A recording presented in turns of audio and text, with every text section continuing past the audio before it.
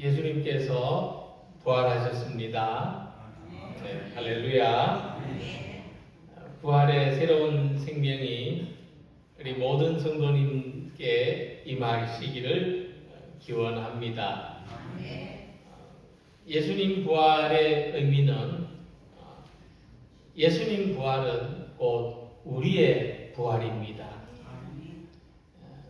우리가 그런 신앙을 가지고 있습니다. 예수님이 장사한 지 사흘 만에 죽은 자 가운데서 다시 살아나신 것을 믿습니다. 또 우리가 사도신경에서 고백하는 것처럼 부활은 몸이 다시 사는 것을 믿는 신앙입니다. 단 7글자죠. 몸이 다시 사는 것.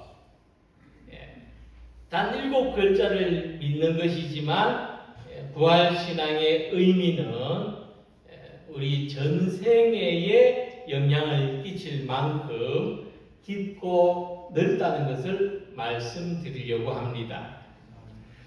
예수님을 믿는 사람들이 몸으로 부활할 것이다. 바울은 그렇게 말했습니다. 그리고 부활에 대한 믿음을 가진 자신이 어떻게 살아가고 있는지를 이야기했습니다. 고린도전서 15장을 부활장이라고 하는데 이 15장 내용을 전체를 요약하면 부활의 신앙을 가진 사람은 세상에서의 삶을 회피하거나 부정하거나 또는 시련과 고통 앞에서 포기하지 말고 최선을 다하여 살아간다고 하는 것입니다. 다른 종교에서 말하는 것처럼 또 그 시대의 헬라 철학에서 이야기했던 것처럼 우리는 죽어서 세상을 떠나가는 것이 아닙니다. 우리는 죽은 후에 부활의 몸으로 변화되어서 영원히 사는 것을 믿습니다. 그래서 본문을 보면 부활은 다시 살아나는 것이다. 그리고 신령한 몸으로 사는 것이다. 그리고 하늘에 속한 이의 형상을 입는 것이다 라고 말씀합니다. 자, 그렇다면 우리가 부활하여서 신령한 사람으로 사는 것은 지금 여기에서 어떤 의미를 주는지 함께 생각해 보면서 예수님의 부활을 우리의 부활, 나의 부활로 믿고 받아들이며 부활의 생명을 소망하는 우리 모두가 되기를 원합니다. 첫 번째로 예수님의 부활은 십자가의 죽음을 출발점으로 합니다. 예수님은 죽으시고 부활하신 것입니다. 그래서 우리의 신앙 고백에도 반드시 예수님의 죽으심을 이야기하고 그 다음에 부활하심을 이야기합니다. 그러니까 고린도전서 15장 3절 4절 보면 그리스도께서 우리 죄를 위하여 죽으시고 장사 지낸 바 되셨다가 성경대로 사흘 만에 다시 살아나셨다고 말씀했습니다. 예수님의 부활에 대한 이 메시지는 그리스도께서 우리 죄를 위하여 죽으시고 장사되셨다가 사흘 만에 살아나셨다. 이런 간략한 메시지로 전해졌습니다. 복음서의 기록을 볼 때에도 예수님이 세상에 오셨고 공생애를 사셨고 고난받아 죽으셨고 부활하셨다는 순서로 전해지고 있습니다. 그러나 복음을 기록한 이들의 경험에서는 예수님의 부활이 먼저입니다. 순서가 다르죠. 그들은 예수님의 부활을 경험했고 예수님의 부활을 경험한 이 사실을 바탕으로 이 경험을 바탕으로 복음을 전했습니다. 그러니까 예수님의 부활의 경험이 먼저고 그 다음에 예수님의 오심, 생애, 고난, 죽으심이 서술되는 것이죠. 그래서 복음서는 부활신앙을 바탕으로 기록되었습니다마는 서술 자체는 예수님 생애의 순서를 따른다고 하는 것입니다. 자, 우리의 믿음도 마찬가지죠. 우리의 믿음도 우리가 예수님을 처음부터 알고 예수님의 생애를 보았고 고난받으신 것을 목격했고 그 다음에 부활하신 것을 차례대로 우리가 경험하고 믿은 것이 아니라 예수님이 부활하셨고 우리의 주님이시라는 것을 먼저 믿음으로써 그 다음에 예수님의 생애가 어떻게 되었는지 또 어떻게 고난받으시고 죽으셨는지를 이해하는 이런 순서를 가진다고 하는 것입니다. 문제는 이런 위험이 있습니다. 부활의 신앙이 너무나 강력하기 때문에 예수님의 고난과 죽음이라는 역사적인 경험을 건너뛰게 될 가능성이 있습니다. 부활만 중요하고 예수님의 고난과 죽음은 부활을 위한 부수적인 사건으로 건너뛸 가능성이 있다 하는 겁니다. 또 우리가 어떤 목적론적으로 우리의 구원을 위해서 예수님의 죽음이 당연시되는 것처럼 부활을 위해서 예수님의 죽음이 당연시될 수 있다고 하는 것입니다. 이런 신앙의 구조가 가지는 위험이 어떤 게 있냐 하면 주님의 고난과 죽음에 대해서도 당연시 여기는 것처럼 다른 사람이 겪는 고통에 대해서도 당연시 여길 수 있다는 겁니다.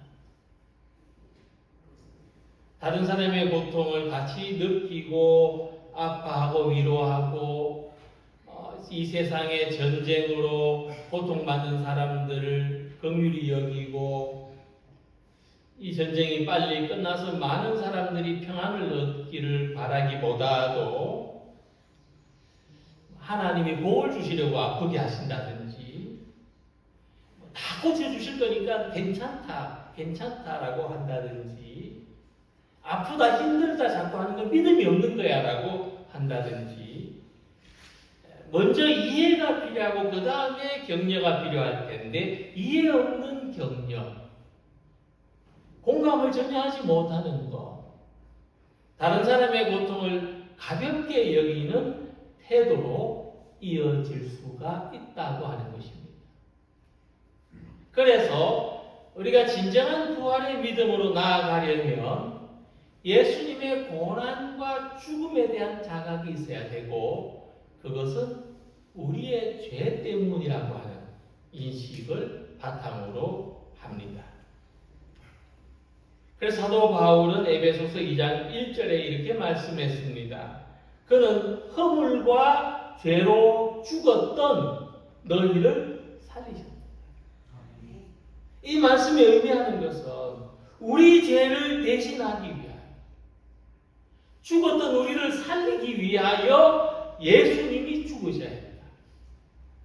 거꾸로 말하면 예수님이 죽으셔야만 했던 우리의 죄악이 있었다는 것을 발견해야 됩니다. 그래서 우리가 우리의 죄악에 대하여 우리가 우리 옛사람에 대하여 죽는 경험이 있어야 진정한 부활의 신앙으로 나아가게 되는 것입니다. 우리 또한 죽음이 먼저요, 그 다음이 부활이라는 순서, 차례를 밟아가는 것이죠. 그래서 육체의 죽음만 아니라 옛 자아가 죽는 것이라 하더라도 죽음은 거리끼는 일이지만 그러나 죽음이 부활로 나아가는 과정이 되는 것입니다. 그래서 바울은 이렇게 말했습니다. 형제들아, 내가 그리스도 예수 우리 주 안에서 가진 바 너희에 대한 나의 자랑을 두고 단언하노니 나는 날마다 죽노라. 바울은 말로만 날마다 죽는다고 하는 것이 아니라 실제로 매일 죽을 것 같은 위험과 위기감 가운데서 살았습니다. 그러나 바울은 날마다 어떤 마음을 가졌냐면 오늘 죽어도 좋다. 오늘 나의 죽음을 맞이한다고 해도 나는 감사하다. 이런 믿음으로 살았습니다. 그 이유는 몸이 다시 사는 부활을 믿었기 때문입니다. 몸이 다시 사는 부활을 믿었기 때문에 바울은 죽음이 거리끼는 일이 아니었습니다. 우리도 이 죽음이라는 것을 부활신앙으로 이해해야 합니다. 죽음은 소멸하는 것이 아닙니다. 새로운 생명을 얻는 것입니다.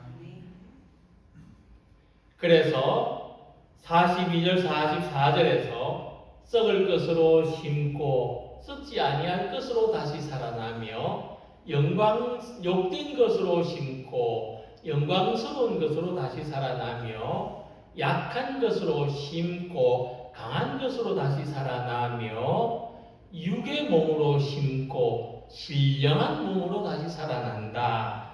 이 말씀을 했는데 이 심는다는 게 어떤 의미냐? 죽는다는 뜻입니다. 심을 때 어떻게 심습니까? 땅을 파고 심잖아요. 땅을 파고 장사된다는 거예요. 자, 그럼 우리가 이 말씀을 죽는다는 것으로 바꾸어서 같이 한번 읽어보겠습니다. 함께 읽겠습니다. 썩을 것으로 죽고 썩지 아니할 것으로 다시 살아나며 욕된 것으로 죽고 영광스러운 것으로 다시 살아나며 약한 것으로 죽고 강한 것으로 다시 살아나며 육의 몸으로 죽고 신령한 몸으로 다시 살아나나니. 아멘. 이 말씀은 우리 몸의 죽음만을 말하지 않습니다. 우리 옛사람의 죽음, 죄에 대한 죽음, 절망이나 포기, 부정적인 생각에 대한 죽음, 우리 욕심에 대한 죽음을 통해서 새로운 삶으로 살아가는 진정한 부활의 신앙을 가지는 모두가 되시기를 소망합니다. 두 번째로 부활의 신앙을 가지는 것은 신령한 몸으로 살아가는 것입니다. 바울은 육신이 있는 것처럼 신령한 몸도 있다, 영의 몸도 있다 그렇게 말했습니다. 그러니까 44절에 육의 몸으로 심고 신령한 몸으로 다시 살아나나니 육의 몸이 있은즉 또 영의 몸도 있느니라는 말씀인데, 신령한 몸이라는 말씀이 핵심입니다.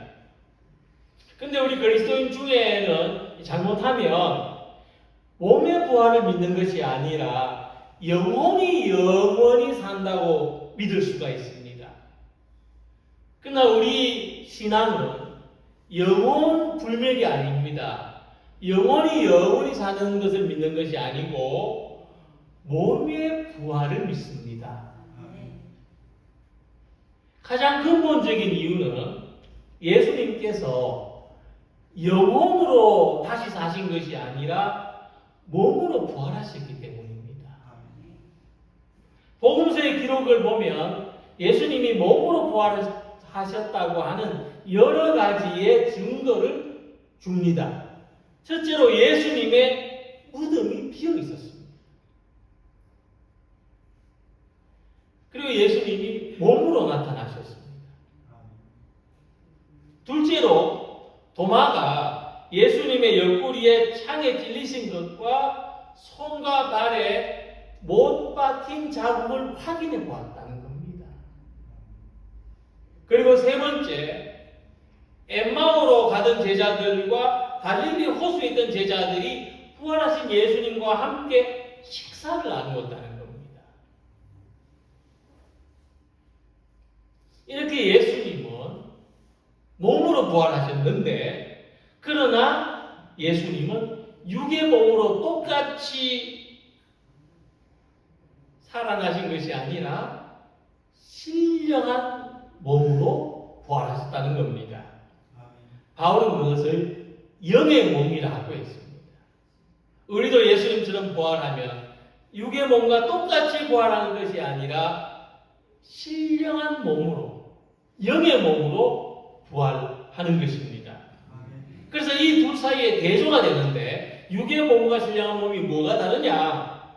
썩을 것과 썩지 아니한 것, 약한 것과 강한 것, 또 육의 몸과 신령한 몸, 영의 몸, 이렇게 대조가 되는 몸입니다.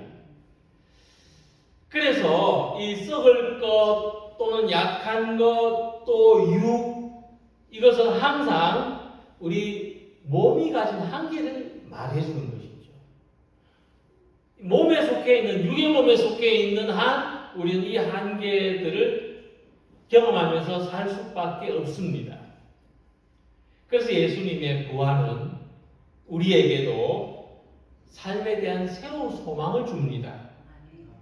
이것이 부활신앙의 두 번째 의미인데, 사망이 한 사람으로 말미암았으니 죽은 자의 부활도 한 사람으로 말미암는도다. 아담 안에서 모든 사람이 죽은 것 같이 그리스도 안에서 모든 사람이 삶을 얻으리라고 하는 것입니다. 우리가 삶을 얻었다는 것입니다. 나는 살아있는데 또 삶을 얻었다는 게 뭐냐? 삶을 두 개 얻은 게 아니고 새로운 삶을 얻었다. 육의 몸으로 살던 사람이 신령한 몸으로 살아가는 사람이 되었다 하는 말씀입니다. 그래서 육의 몸으로 산다는 것은 뭐냐 하면 결국 육의 몸으로 사는 결과는 죽음입니다. 육의 몸으로 사는 사람은 누구나 의사라 할지라도 죽음을 향해서 달려갈 수밖에 없습니다. 죽음이라고 하는 것은 우리 삶의 한계점을 말하는 것이고요. 이 한계점을 넘어갈 수 있는 사람은 아무도 없습니다. 또 죽음이라고 하는 것은 상실의 과정인데 청춘도, 건강도, 관계도, 또 재산도, 지금 가지고 있는 모든 것을 잃어가는 과정입니다. 그러니까 부활이 없는 사람은 삶은 곧 잃는 과정이에요. 그 사람의 삶을 총평하자면 상실의 과정입니다. 그러나 부활을 믿는 사람은 지금의 삶을 상실이 아니라 새롭게 얻는 경험으로 살아갑니다. 오늘 이 자리에 계신 우리 성도님들은 이 시간 이후로부터 이루어져가는 경험의 삶이 아니라 새롭게 얻는 경험의 삶을 살아가는 부활의 신앙, 신령한 몸으로 살아가는 성도님들이 계시길 바랍니다. 썩지 아니할 것으로, 영광스러운 것으로, 강한 것으로, 신령한 몸으로 살아가는 경험을 하는 것입니다. 그래서 이 부활의 삶은 내세만 거기에만 있는 것이 아니라 지금 여기서부터, 지금 부활을 믿는 이 시간, 이 순간부터 시작되는 것입니다. 새로운 삶을 살아가는 것입니다. 그리고 바울은 이 새로운 삶의 방향을, 목적을 구체적으로 제시했습니다. 그러므로 내 사랑하는 형제들아, 견실하며 흔들리지 말며 항상 주의 일에 더욱 힘쓰는 자들이 되라. 바울은 부활의 신앙을 가진 사람이 새롭게 살아가야 할 삶, 그것은 주의 일에 더욱 힘쓰는 것이라고 했습니다. 이 새로운 삶의 중심에는 이제는 나의 일이 아니라 주님의 일이 있습니다. 나의 삶을 살지만 주님의 일을 위하여 살아가는 삶이 되는 것입니다. 이것이 신령한 몸으로 사는 것입니다. 몸의 용도가 달라진 거예요. 육을 위한 용도가 아니라 영을 위한 용도로 살아가는 것입니다. 주님의 뜻을 살아가는 것이며 교회와 성도를 위하여 수고하는 것이며 하나님 나라를 향하여 살아가는 것입니다. 그래서 세상 모든 사람이 죽어가는 몸으로 내가 가지려고 했던 그 모든 것들을 결국은 잃어갈 수밖에 없는 삶을 살아갈지라도 우리는 신령한 몸, 새로워진 삶으로 살아가는 것을 경험하며 부활의 믿음 안에서 희망도 얻고 기쁨도 얻고 사명, 삶의 목적도 얻고 충만함을 얻어서 살아가는 모든 성도가 되시기를 소망합니다. 세 번째로 부활의 신앙을 가지는 것은 예수 그리스도의 형상을 입는 것, 곧 하늘에 속한 분의 형상을 입고 살아가는 것입니다. 우리가 부활의 몸을 입을 때 우리 형상은 예수님의 형상을 입은 몸으로 변화된다고 하는 것입니다. 바울은 우리에게 두 가지 형상이 있다고 했습니다. 이 형상을 모델이라고 하는 게 좋을 것 같습니다. 우리에게는 두 가지 모델이 있는데 하나는 흙에 속한 사람의 모델이고 다른 하나는 하늘에 속한 사람의 모델입니다. 흙에 속한 자의 형상은 지금 우리의 모습입니다. 우리는 흙에 속한 사람의 모델입니다. 아무리 조각처럼 생긴 사람이라도 흙에 속한 사람의 모델이에요. 결국은 흙으로 돌아갈 수밖에 없는 거죠. 그러나 하늘에 속한 자의 형상은 예수님의 형상을 말하는 것이고 부활의 형상을 말하는 것입니다. 그래서 하늘에 속한 자의 형상은 예수 그리스도의 모델입니다. 우리는 부활의 신앙을 가짐으로써 예수 그리스도를 닮아갑니다. 예수 그리스도의 모델을 따라서 변화되어 가는 것입니다. 그래서 49절에 우리가 흙에 속한 자의 형상을 입은 것 같이 또한 하늘에 속한 자의 형상을 입으리라고 말씀했습니다. 한 번 더 정리하면 부활의 형체는 몸이지만 우리 몸으로 부활하지만 지금 이대로가 아니고 예수 그리스도의 몸과 같은 형상으로 변화된다고 하는 것입니다. 특별히 바울은 고린도전서 15장 51절 아래에서 주님이 오실 때 우리가 어떻게 변화되는지를 말씀합니다. 보라 내가 너희에게 비밀을 말하노니 우리가 다 잠잘 것이 아니요 마지막 나팔의 순식간에 홀연히 다 변화되리니 나팔 소리가 나매 죽은 자들이 썩지 아니할 것으로 다시 살아나고 우리도 변화되리라. 우리가 예수님이 오실 때에 먼저 죽은 자들은 다시 썩지 아니할 것으로 다시 살아나지만 이 땅에서 죽지 않고 예수님을 맞이하는 사람들 사람들은 변화된다고 하는 것입니다. 자, 그렇다면 부활을 믿고 소망하는 사람은 어떤 모델을 따라 살 수밖에 없겠습니까? 예수 그리스도의 모델을 따라 살 수밖에 없는 겁니다. 이제 아담의 모델을 안 좋아해요. 과거에 내가 가지고 살았던 삶의 모델을 하나씩 내려놓고 버리는 거예요. 그게 별로 좋지 않다는 걸 알았기 때문입니다.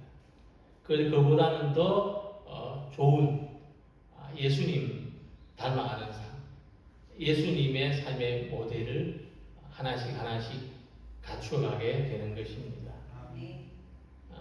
이 세상의 삶이 전부라면 뭐 살고 싶은 대로 사는 게 최고 아니겠습니까? 하고 싶은 대로 하고 살아야죠. 그러나 우리가 예수님의 형상을 닮은 사람으로 부활한다면 지금도 우리의 소망은 예수님을 닮아가는 것입니다. 예수님을 배워가고 예수님을 알아가는 것입니다. 그래서 이런 표현을 써봤는데 리사이클링이라는 말이 있고 업사이클링이라는 말이 있지 않습니까? 리사이클링이라는 것은 재활용하는 거죠. 근데 업사이클링이라는 것은 새롭게 탄생시켜서 더 좋게 쓰는 것을 말합니다. 그래서 부활은 뭐냐면 재활용이 아닙니다. 재생되는, 똑같이 재생되는 상황. 옛날에 카세트 테이프 뭐 4번, 5번 돌려서 틀어봐도 똑같은 게 재생되잖아요. 그런 인생이 아니라 예수님을 닮은 거룩한 형상으로 새롭게 탄생되는 것이 부활의 삶입니다. 아멘. 얼마 전에 아내와 이런 말을 주고 받았습니다. 천국 이야기를 하다가 저는 천국에서도 당신과 같이 살고 싶다고 했습니다. 아내는 그러고 싶지 않다고 했습니다. 좀 상처를 받았지만 저는 그 뜻을 충분히 이해합니다. 만약 부활 후에도 똑같은 모습이라면 그곳이 하나님 나라일까? 부활이 의미가 있을까? 생각이 듭니다. 그래서 부활은 지금과 같은 사람으로 다시 사는 것이 아니라 예수님의 형상으로 새롭게 태어나는 사람이 영원히 사는 것입니다. 우리가 그렇게 변화될 것입니다. 우리의 불완전한 몸은 완전한 몸이 되고 우리의 불완전한 인격과 성품은 완전한 인격과 성품으로 변화되는 것입니다. 이 궁극적인 변화를 소망하는 우리 모두가 되시길 바랍니다. 그래서 오늘 예수님의 부활을 믿는 우리에게도 내가 죽고 예수가 내 안에서 사시는 부활, 썩어 없어지는 육체는 이 세상의 미래는 죽고 신령한 몸이 살아나는 부활, 아담의 죄성을 물려받은 사람은 죽고 예수 그리스도의 형상으로 새롭게 태어나는 부활의 영광스러운 삶을 소망하며 그렇게 오늘도 살아가는 우리 모두가 되시기를 주님의 이름으로 기원합니다. 기도드리겠습니다.